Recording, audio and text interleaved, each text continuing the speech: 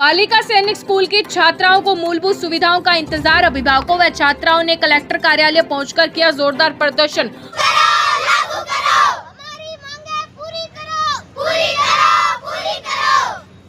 सैनिक school guideline लागू करो, लागू करो, लागू करो। गंदगी दूर करो, दूर करो, दूर करो, दूर करो। बड़ी खबर बता दें, बीकानेर के जयमलसर से, जहां पर सैनिक स्कूल में मूलभूत सुविधाओं की कमी को लेकर आज विद्यार्थियों के साथ अभिभावक कलेक्टर कार्यालय पहुंचे और जोरदार विरोध प्रदर्शन किया। अभिभावकों का कहना है कि आवश्यक सुविधाओं के अभाव में छात्राओं को परेशानियों का सामना करना पड़ रहा है, जिसके चलते बच्चे भी मायूस नजर आए। अभिभावक संघर्ष समिति ने स्कूल में ऑल इंडिया सैनिक स्कूल सोसाइटी के मानकों के अनुरूप गाइडलाइन लागू करने सहित 13 सूत्री मांगों को लेकर प्रशासन से तत्काल कार्रवाई की मांग की है। अभिभावकों का आरोप है कि विद्यालय शुरू हुए करीब 4 से 5 महीने बीत जाने के बावजूद स्कूल के संचालन को लेकर स्पष्ट नियम व दिशा निर्देश लागू नहीं किए गए हैं।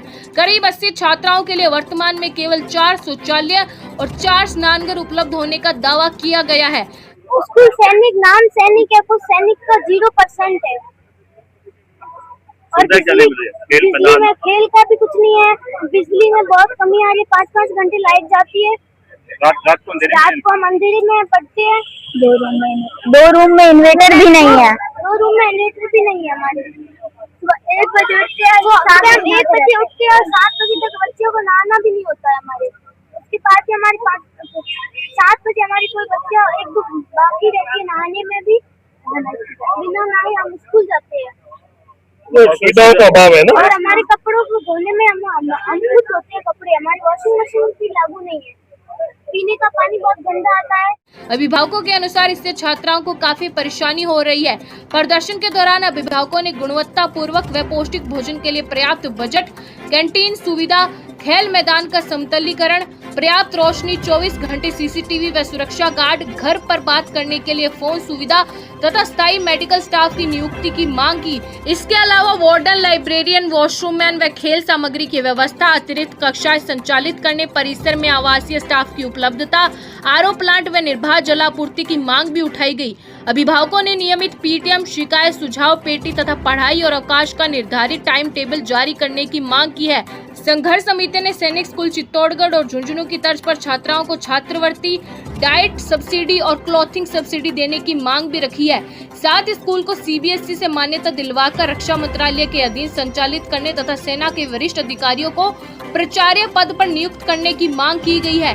अभिभावकों ने चेतावनी दी है कि यदि मूलभूत सुविधाओं के लिए आवश्यक बजट और सैनिक स्कूल की आधिकारिक गाइडलाइन जारी नहीं की जाती है तो छात्राओं को सामूहिक रूप से घर पर ले जाने का निर्णय लिया जा सकता है। अभिभावकों ने प्रशासन से छात्राओं की समस्याओं को गंभीरता से लेते हुए जल्द से जल्द सुविधाएं उपलब्ध कराने और मांगों पर सकारात्मक कार्रवाई करने की मांग की है। इस समस्या को लेकर अभिभावकों ने छात्रों को सामूहिक रूप से घर लेकर जाने का निर्णय लिया है। स्कूल को आगे बढ़ाते हुए 2 सैनिक स्कूल स्थापित किए, उनमें से एक बीकानेर जिले के जयमलसर में भी हुआ। कहने को सैनिक स्कूल है, लेकिन किसी भी तरह से धरातल पे वो सैनिक स्कूल है नहीं। आवासीय स्कूल जो समाज कल्याण के स्कूल होते हैं उनसे भी बदतर स्थिति है। हालात इतने खराब है कि वहाँ मूलभूत सुविधाएं, टॉयलेट तक की सुविधाएं नहीं है।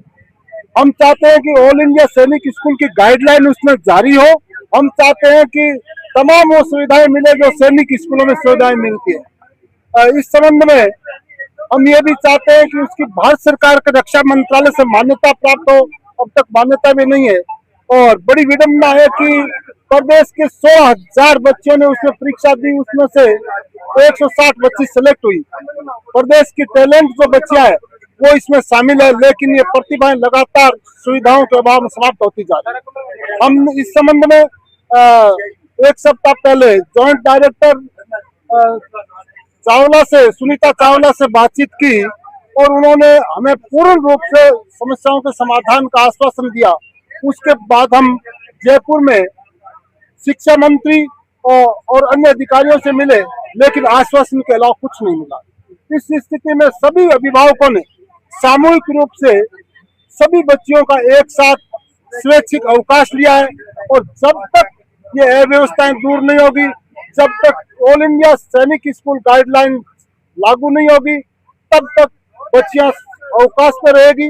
हम मांग करते हैं प्रशासन से, हम मांग करते हैं राजस्थान सरकार से कि अगर सैनिक स्कूल शुरू किया है तो उसमें व्यवस्थाएं भी सैनिक स्कूल की तरह से ही होनी चाहिए।